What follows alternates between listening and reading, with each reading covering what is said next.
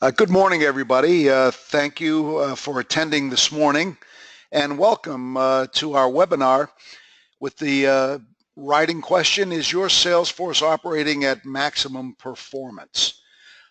First of all, I'd like you all to know that if you have any questions at all, please type them into the chat area, and we will try to get to them as they come up.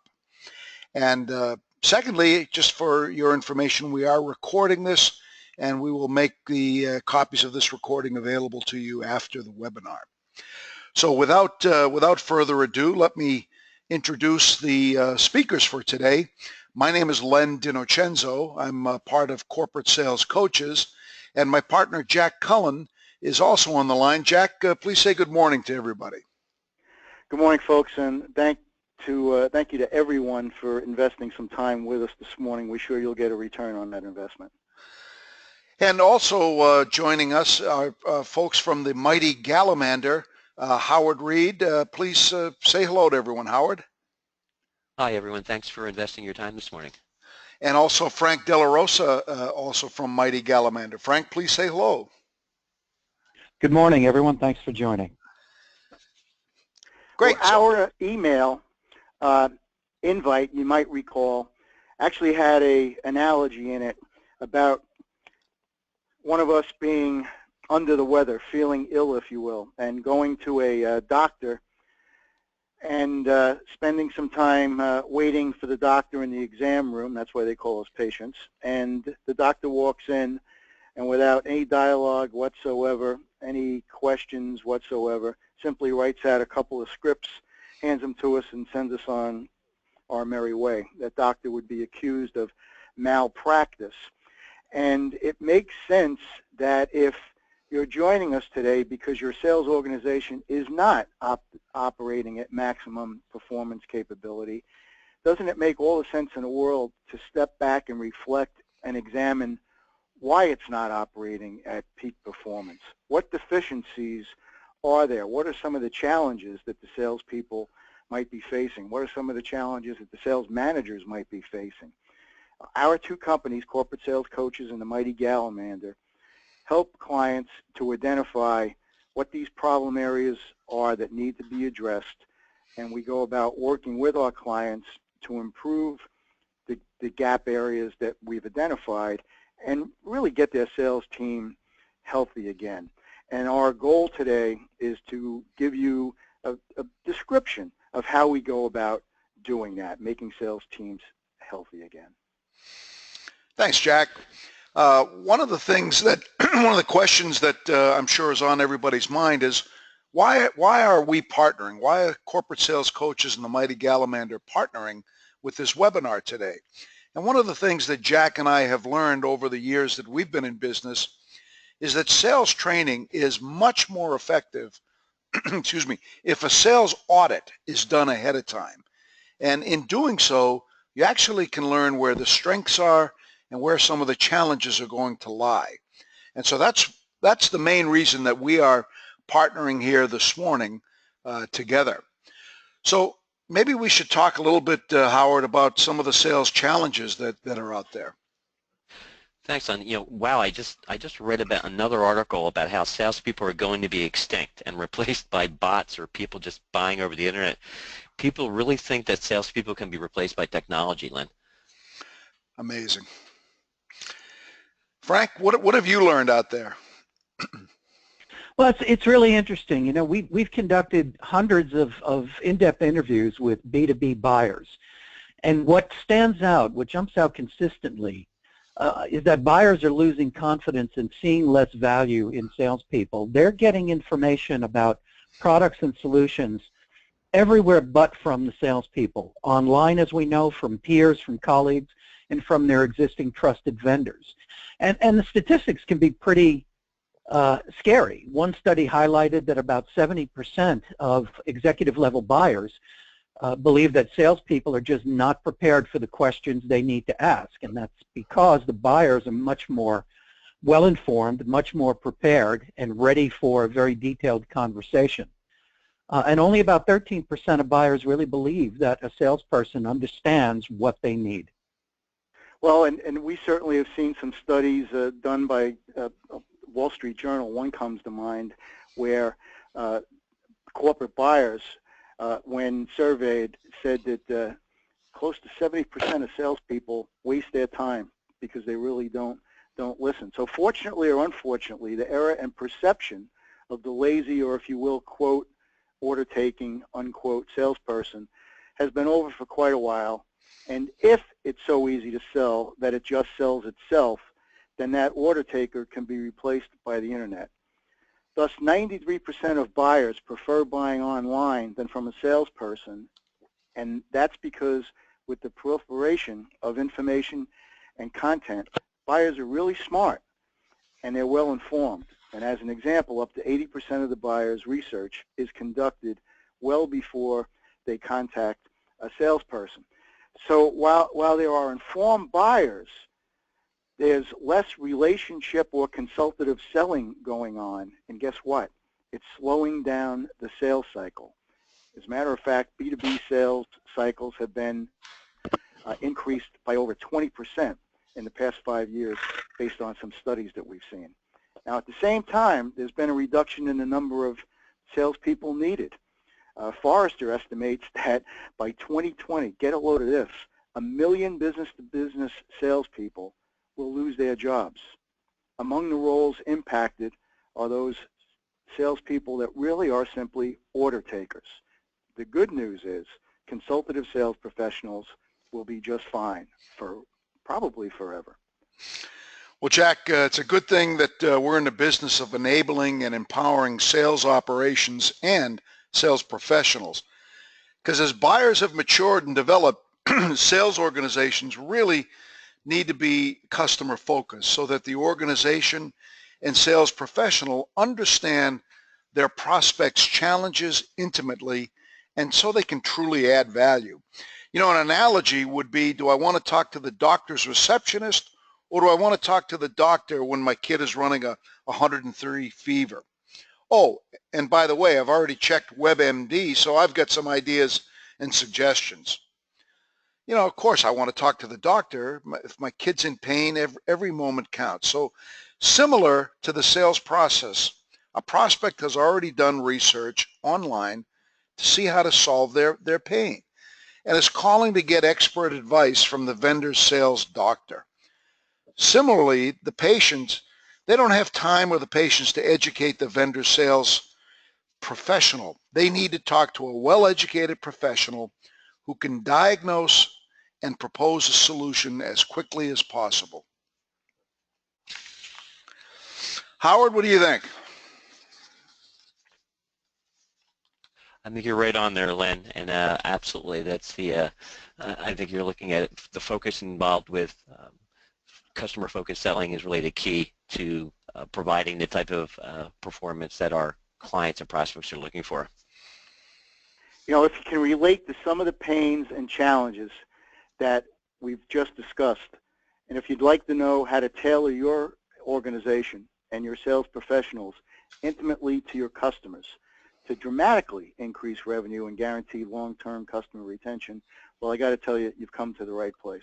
Howard, I see something that somebody sent me in way of a private chat, and they said, is this the mighty Gallimander or salamander? What exactly is a mighty Gallimander? Jack, that's a great question. Well, first off, the mighty Gallimander, we don't compete with a whole lot of other organizations from a SEO standpoint, but historically a Gallimander is a large wheeled wagon, and I think on the next slide we'll be able to show you, Jack, with a derrick used during the mid-1800s to early 1900s to lift large blocks of Maine granite to be used on some of the most prestigious buildings all over the United States. And like its namesake, the Mighty Gallimander is a company that assists organizations in delivering its products and services to the market in the most efficient and cost-effective fashion. Great question.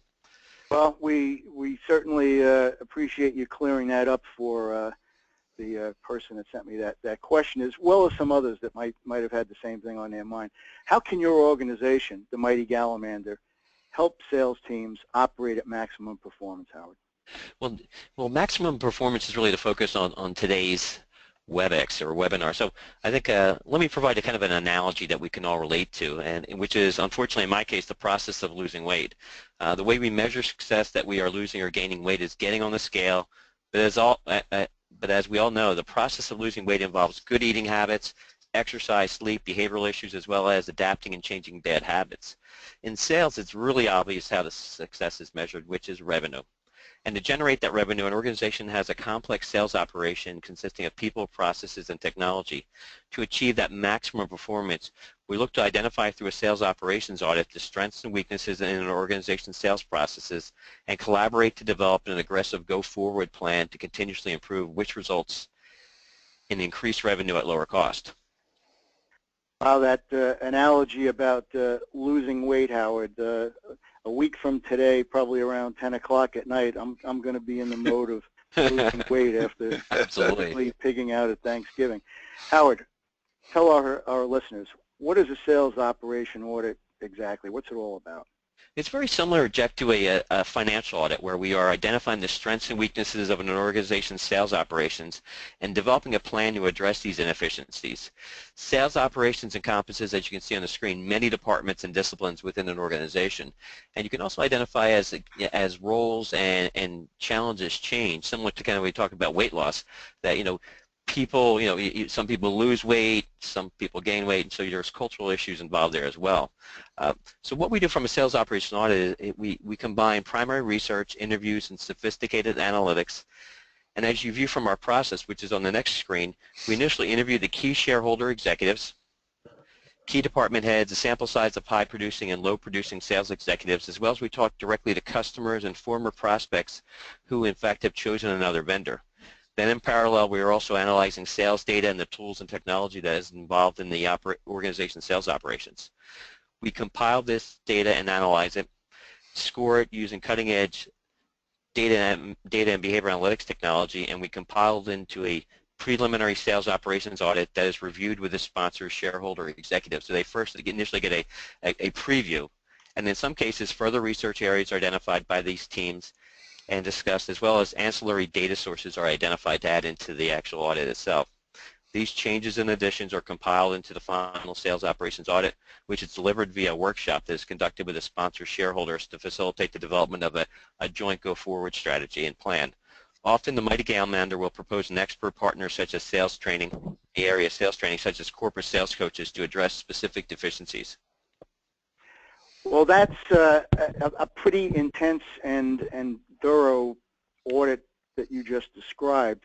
What makes the Mighty Galamander qualified to conduct such an operations audit for a sales team? Well, Jack, lots of blood, sweat, and tears, and like we like to say, lots of experience. Malcolm Gladwell references Anders Ericson's 10,000-hour mastery theory in his book Outliers, and really the concept of it that's really expanded on is deliberate practice. Are you continuously improving? The Mighty Galamander's partners possess over 120,000 hours of constantly improving best practices within the sales operation area as practitioners as well as management. And we've handled and held roles such as VP of Business Development and Insight, Business Development Executives, Vice President of Behavioral Analytics, Director of Global Sales Education, Vice President of Marketing, Marketing Support. So we've really run the gamut of reference experience, and we work for small startups all the way up to Fortune 100 companies. And we've also delivered sales operations projects for some of the largest corporations in the world. Well, that's a pretty impressive team in terms of the background that you just described. And I know you just alluded to it briefly, but at the end of the day, what size companies really can benefit, or have you conducted sales operation audits for, Howard? Well, nowadays you're finding, an awful lot of organizations are, you see a lot of startups coming out as well, who, from the standpoint of business processes, they're really in the development. They have great ideas, and they want to approach this market in a very aggressive way. So we really work with any size organization. We have a scalable suite of audit services progressing from a sales readiness audit for their startups and small organizations through standard and customized sales operations audits for medium to large organizations. So given what you described when you gave us the overview here of the sales operation audit, it's conceivable we have some people on the line saying, wow, it's the middle of November. If we were to take a look at something like this, it would probably be the end of the first quarter or the end of the second quarter of next year before we, completed something like this. So how long does an audit take, Howard? It's really efficient. So really the length of a sales operations audit can be as short as a week with only one day on site for actual collection of information, all the way up to probably the longest band of time we have is 45 days for a large sales operations audit, with only 5 of those days on site, the rest of it being analytics and long-term interviewing. So sales operations audits are also conducted with no disruption to the business. So we really are aware, coming from the field, we really understand how important it is not to disrupt the actual business processes and taking too much sales time, but also making sure that the information is provided in a very agile and efficient fashion so that a go-forward strategy can be implemented very quickly. Well, I know one thing, going back to my corporate days as a worldwide sales VP, no way in heck would I allow somebody to come in and disrupt the business process of my sales team. So it certainly is real important that this be done, if you will, from a transparency standpoint, in terms of if I'm a salesperson out there trying to earn a living here or trying to wrap up the fiscal year or get the new fiscal year off to a good start, it's important that I really can use my selling time effectively to get an ROI. So no disruption's good. What is the ROI, speaking of the ROI, that a typical firm can realize, based on your experience? Well, I guess you could really say is, and we probably can all, everyone on the line can, probably say the same thing, which is there really isn't a typical firm. As most organizations, they have a very unique sales operation that has evolved with the development and growth of their organization. And thus the ROI varies depending on the inefficiencies and the opportunities for improvement. In some cases, revenue can be doubled or tripled if dramatic opportunities for improvement are identified. And in other organizations where they're running fairly efficiently, we can actually increase their revenue by 20% to 30%. And regardless, we're always looking at lowering the overall cost of new customer acquisition for those organizations, regardless of whether they're large or small. And I think probably the point too, Jack, as you really highlighted, is sometimes we've all been in the foxhole, and it's really hard for us to look at objectively from the big picture. So sometimes an organization can be running fairly efficiently and overlook areas where they can really even improve further.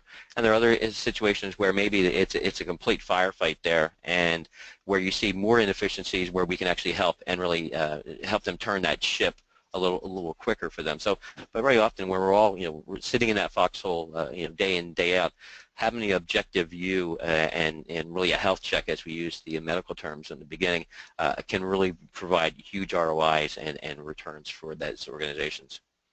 Well, if we look at the next slide, in summary of what we've heard about a sales operation audit, Howard, anything you want to add here? No, I think we really hit the key points, which are it's a collaborative action plan is probably the third thing, and this really comes down to we're really not looking to impact the business or the management. We're really looking to provide kind of a roadmap collaboratively to move forward. But the last piece also is that organizations also like, as well as executives and investors, that a third party comes in, gives them an evaluation, gives them some areas for improvement. Because when things go poorly, very often it's focused on, the executives are at risk, as well as, potentially in some cases you're looking at a down round. What we're looking to do is making sure from a health check that things are always running from maximum in reference to performance, and you're looking at objective ways that best practices can even be recommended or introduced as well. Great. Thanks, Howard. Thanks, Jack.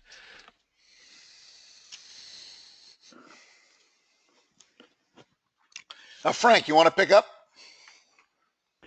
Yeah, so let's talk a little bit more about corporate sales coaches now. Len, how long has corporate sales coaches been in business, and what kind of companies have you worked with? Well, Frank, we've been in business over 25 years. Jack and I go back a long way to our days in the technology industry, and we've worked with many different companies in many different industries over this 25-year period. We started with high tech because that's where we came from, but in this time, we've expanded and extended our reach into other industries, manufacturing, software, We've gone into financial institutions, insurance, many different industries, distribution as well. So it's really been a varied bag of companies that we have worked with.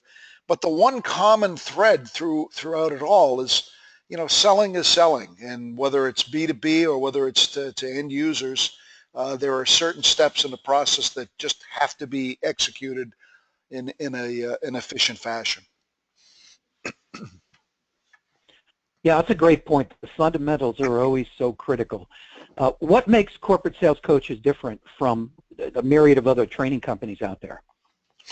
Well, our approach always has been to do the upfront research of our clients' selling situation by going out into the field and working with their salespeople and their managers, so that we learn firsthand what the challenges are, what the selling situations are, where their development needs are most pressing, and also to identify best practices. We always want to share the things that people are doing well, throughout the organization. So this fact-finding research allows us to customize each of the training programs that we do so that we achieve the specific results that management is looking for. This is not training for the sake of training, Frank.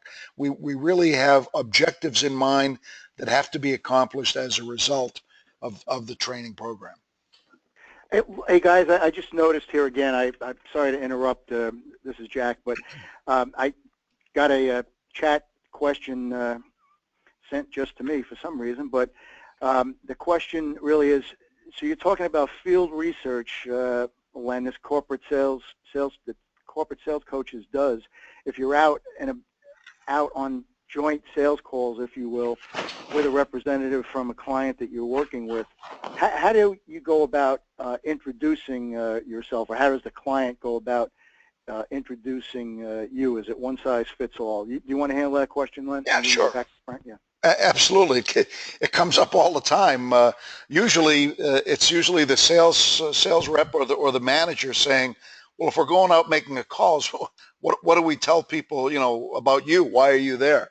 And, simply stated, we just suggest, listen, we're sales professionals that have been hired to come out and to observe the selling situation, learn what the customer's requirements are, and understand, where their needs are most pressing. And it never really gets, much beyond that, other than, people have said, well, gee, I'm really impressed that your company is actually investing in learning about us, your customer base. So it goes very, very well. And again, that's a good question. I'm glad somebody asked it. Frank, back at you. Thanks, Jack. Len, tell us more about the sales methodology. Sure thing, Frank. We call our methodology, hold on, let me change the slide. We call it customer-focused selling. And it's different because what we've learned over the years is many salespeople, too many in fact, take a product-focused approach as opposed to a customer-focused approach.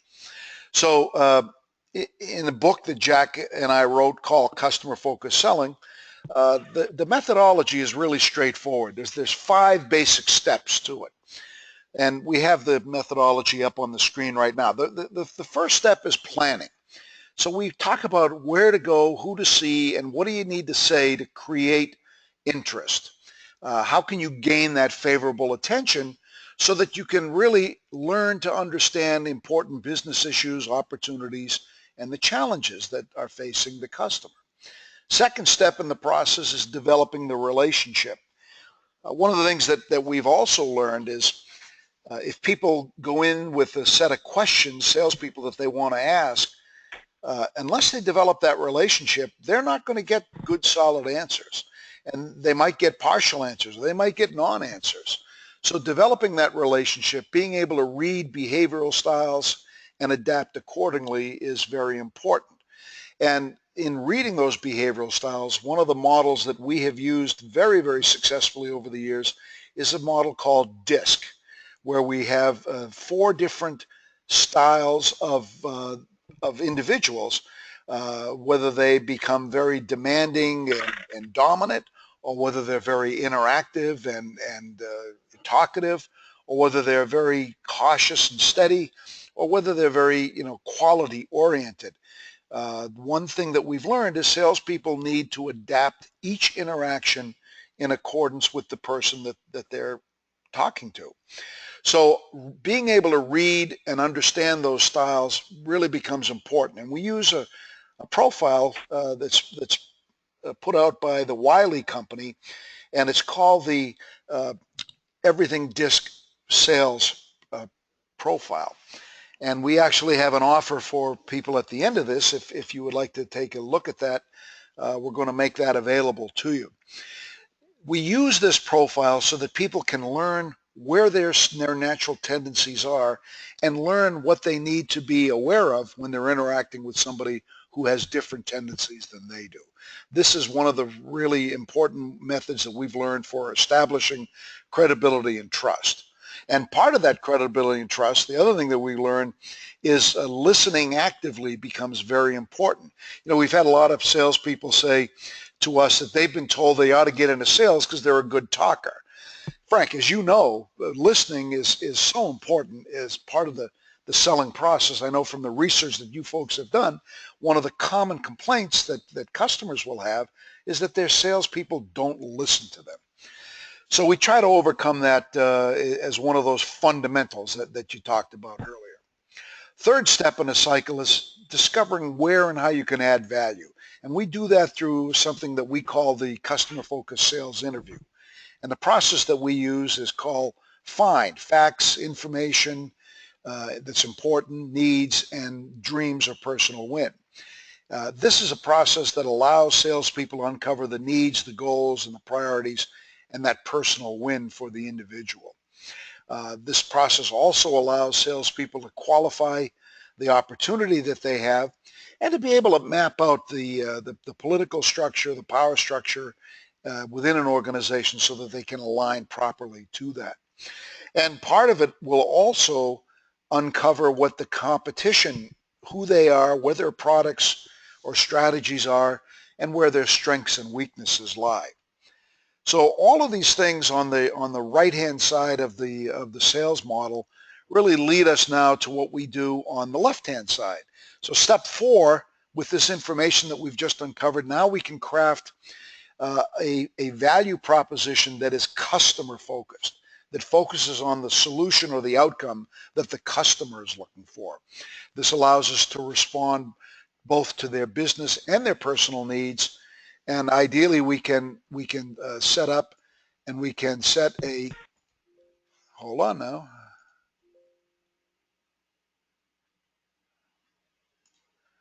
Sorry about that. A system override here.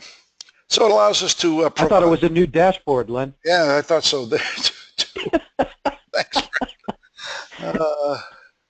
Technology, I love it. And then finally in our model, we want to begin or expand the partnership. This is where we would gain commitments to action, negotiate in a win-win fashion where both sides come out winners. And ultimately what we want to do is ask the customer for a reference or a testimonial letter.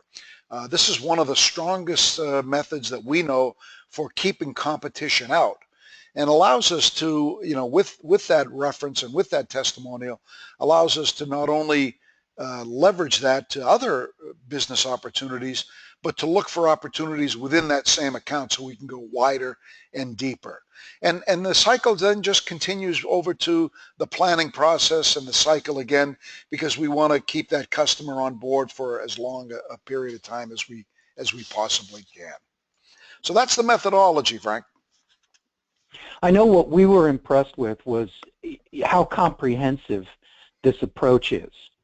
So in doing all this over a long period of time, what's been your experience with the changing role of the sales professional? How's it different today?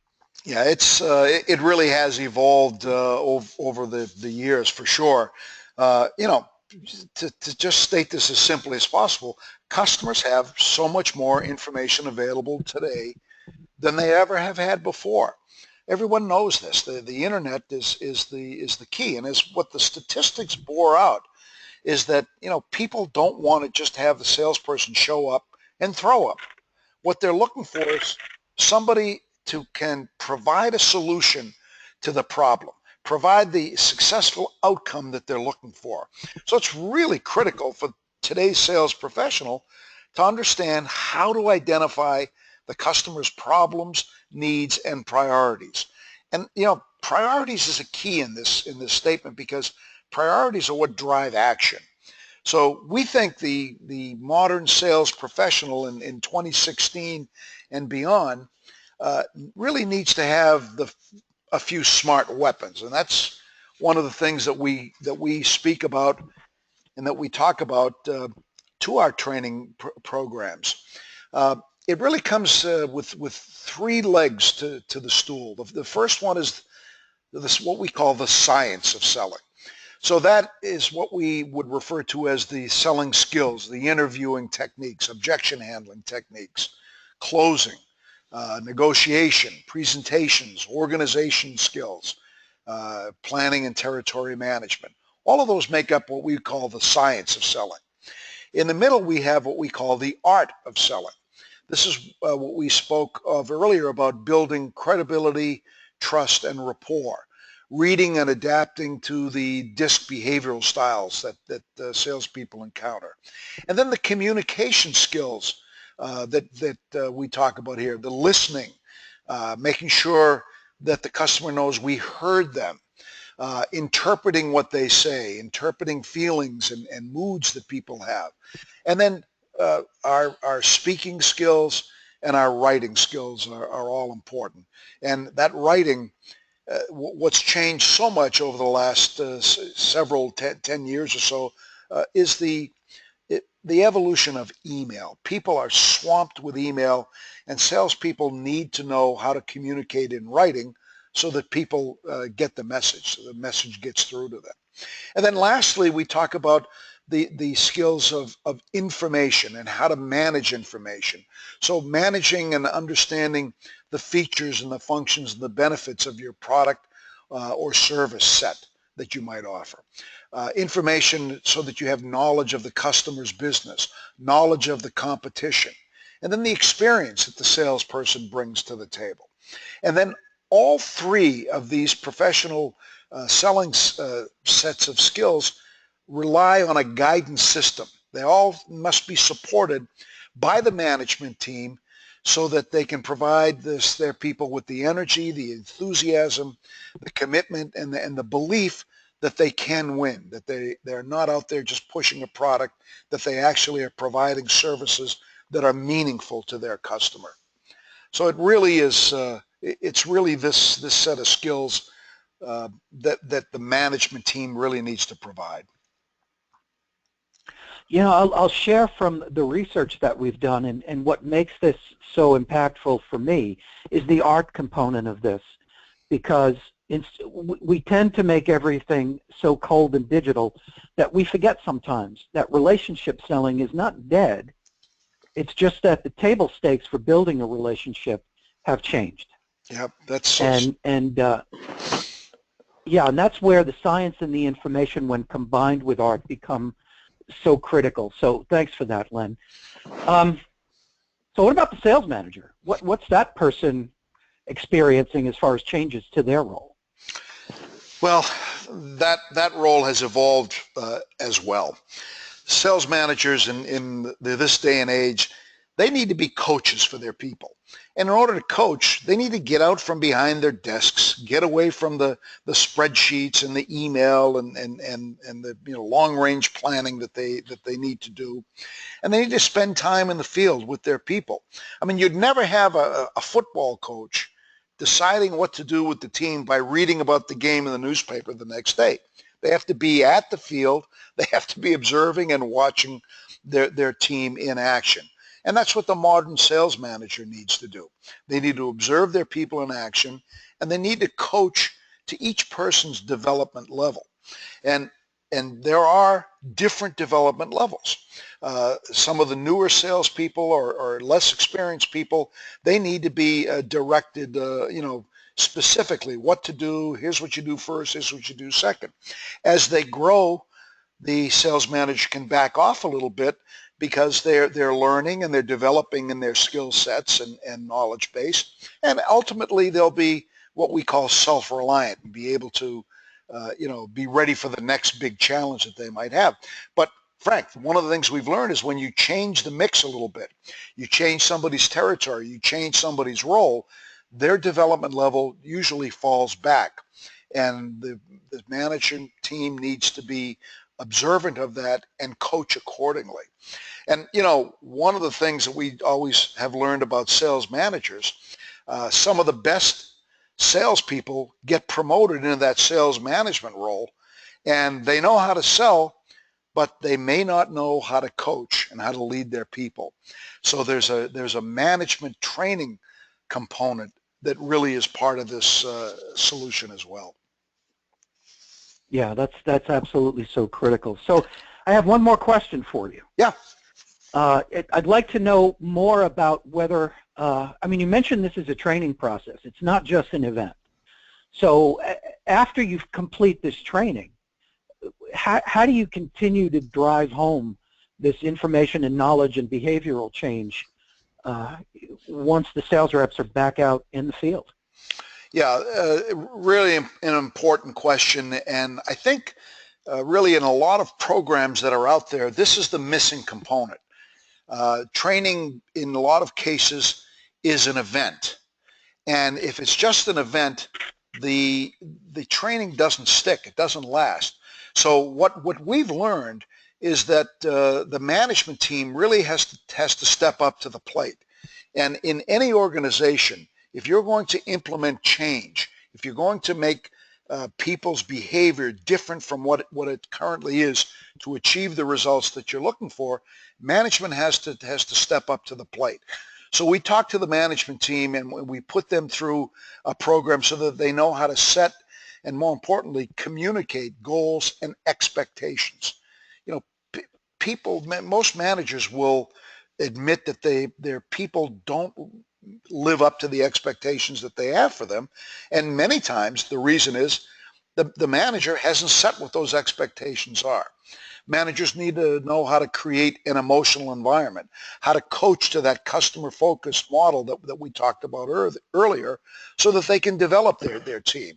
And one of the things that we do in addition to providing the management team with this training is we do webinars like we're doing here today after the training program so that we can learn what's working well, what are some of the challenges that people are having, what are some of the successes that they have. And then this allows us to coach along with the manager. Sometimes we go back out into the field and do some more observing of the managers and the salespeople in the field. And then we also have a number of resources available to the participants who've been through the program. We've got a number of online self-paced courses that we use for reinforcement. These are available to the people, any time of the day or night, wherever they might be, if they've got an internet connection. And we also can provide additional information from our website, which has a number of free resources that we would encourage all of our listeners here today to take a look up. We've got radio shows, we've got white papers, we've got a number of resources that are there, and we think that this can be a good resource for people. And then finally, Frank, we're partnering with the mighty Gallimander to also use your reinforcement tools and applications. So a question I have for Frank and Howard are, what type of reinforcement does the mighty Gallimander offer? Howard, do you want to take that? Sure, but actually we got someone just submitted a question, and I guess Jack or Len, you could answer this. The question is, what are the first steps when an organization engages corporate sales coaches? Jack, why don't you take that one?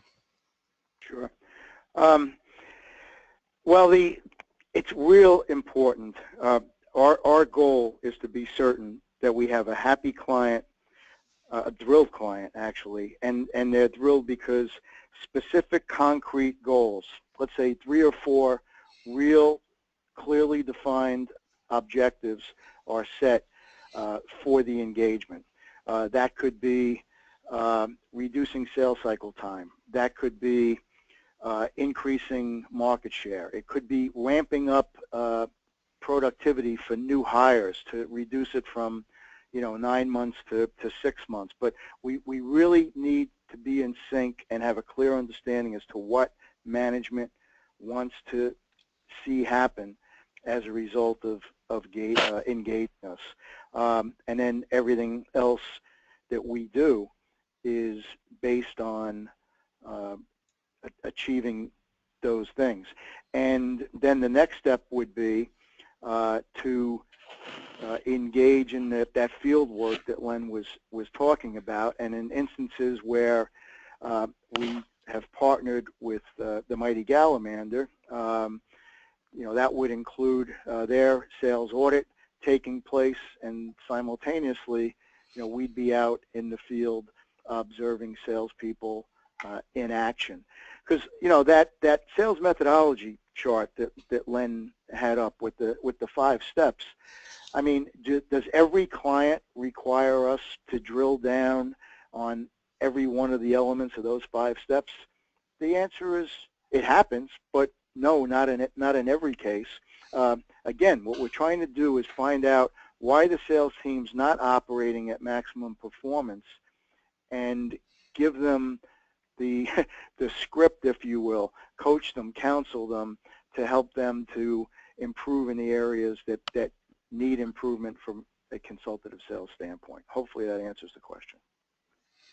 Excellent. That really good answer there.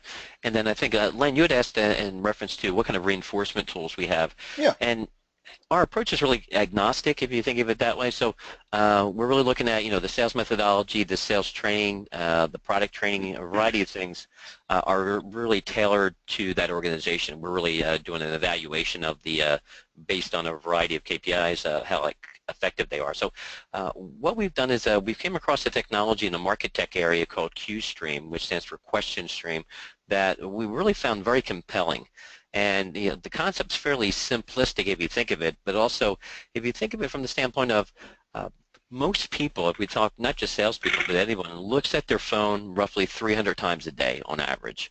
So what if we were able to have, through a gamification type of application, the ability to go and ask questions around product, sales training, it could be a variety of things, and have a way to go and track in a fun way their success ratio, as well as have kind of a leaderboard analogy, but take it to another level. So we look at sales rep reinforcement on one level, but also we can identify areas where the sales rep may have a weakness in reference to product or skills knowledge.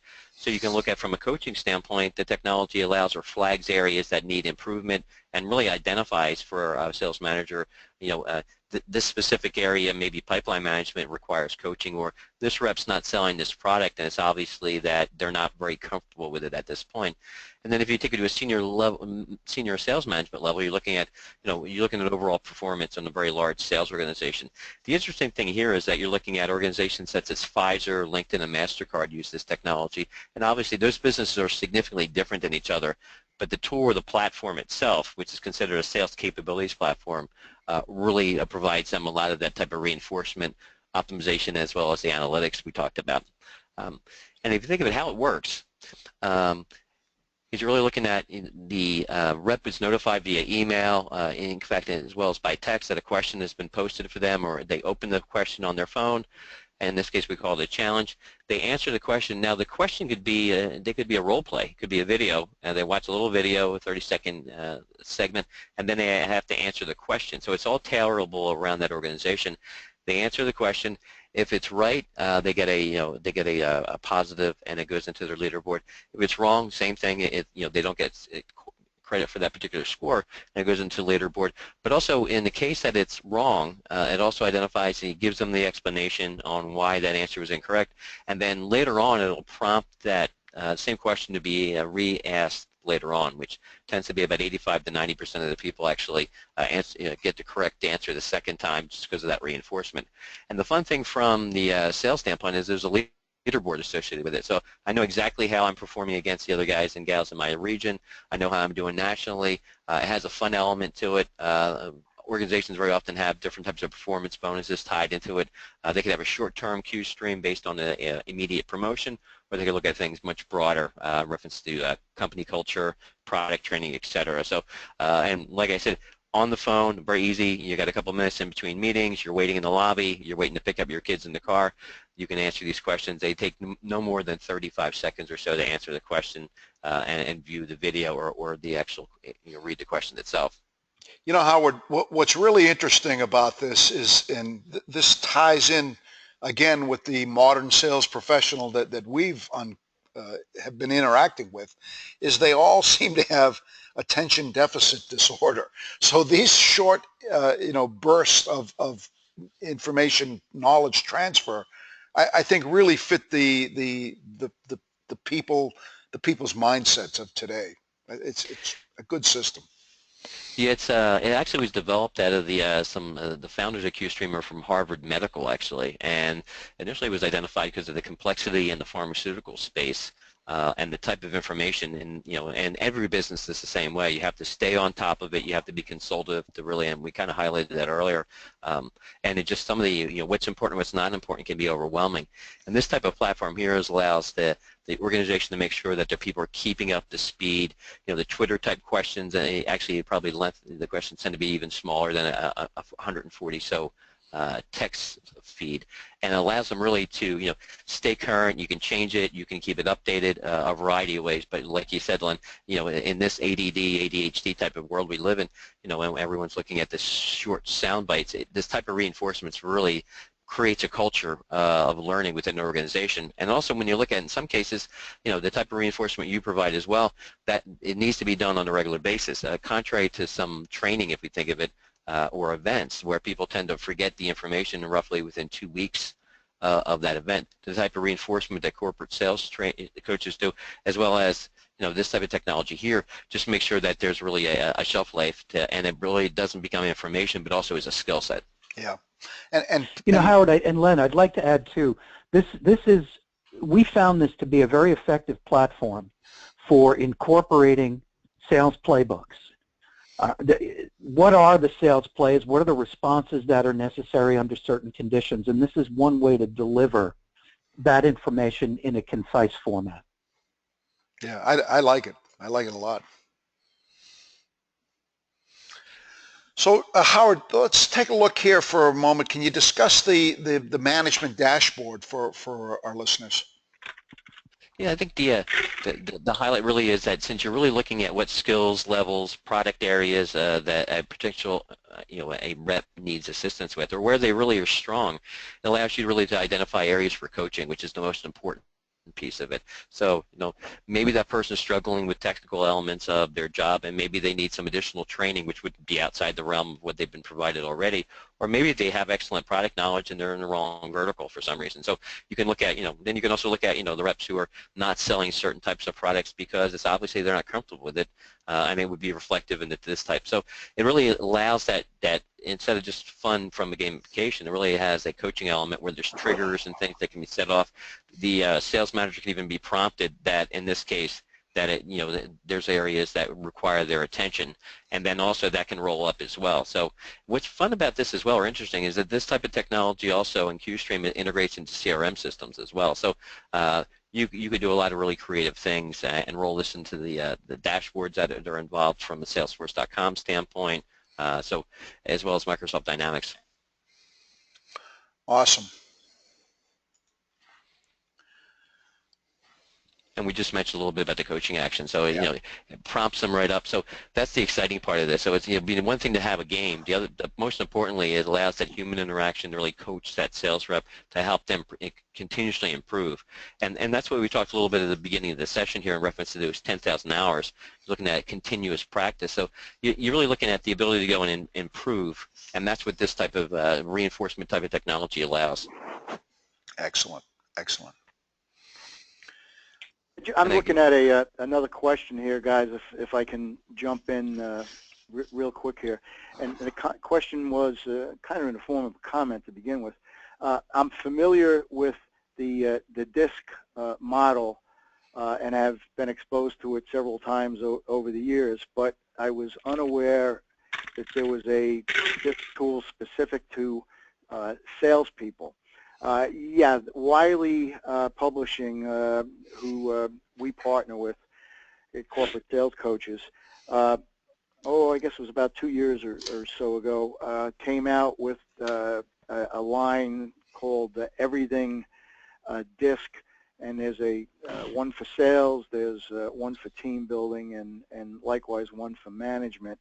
They're all really good, but from a sales professional standpoint, it really helps a salesperson identify blind spots that they might not ever become aware of without information such as this. And I mean, it's very specific to sales.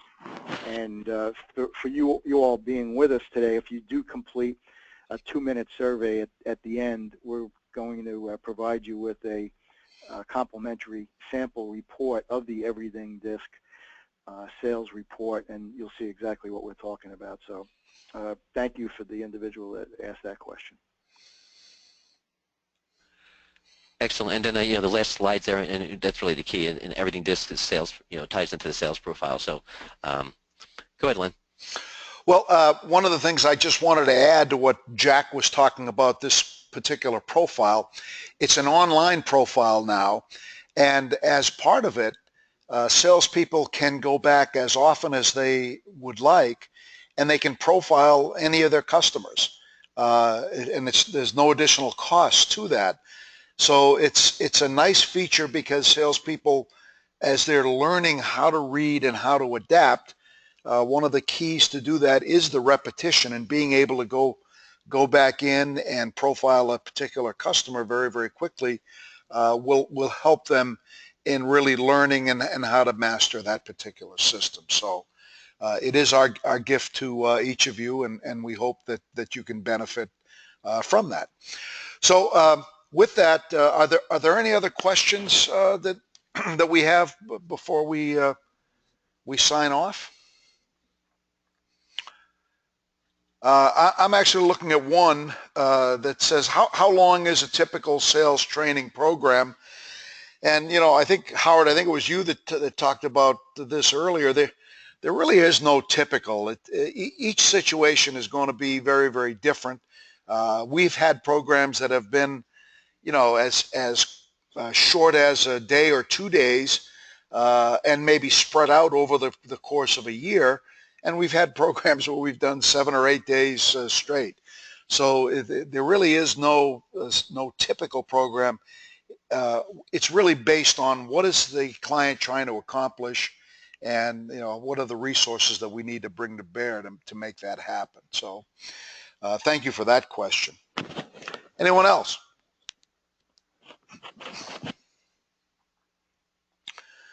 Well, all right, you've got our contact information up there. If we can be of service, please reach out to us. And as we mentioned earlier, there's a 2-minute survey we'd like you to take at the end of the webinar when we close this down. If you would respond to that, that would be very, very helpful for us. So with that, Jack, you want to say thank you to the folks? We really appreciate the time that you gave us today. If you do complete this survey, it'll only take you 2 minutes, and we'll send you that sample report. And also, for everyone that was good enough to register and be with us today, you'll be getting an electronic version of the Agile Manager's Guide to Customer-Focused Selling that Len and I wrote. Thank you very much. And Frank, sorry about the misspelling on your name there. Say goodbye. Yeah, thank you, folks. Thanks for joining, and I wish you all a very happy Thanksgiving. And Howard.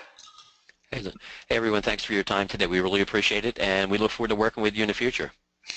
Take care, everybody. Stay well. Thank you. Bye.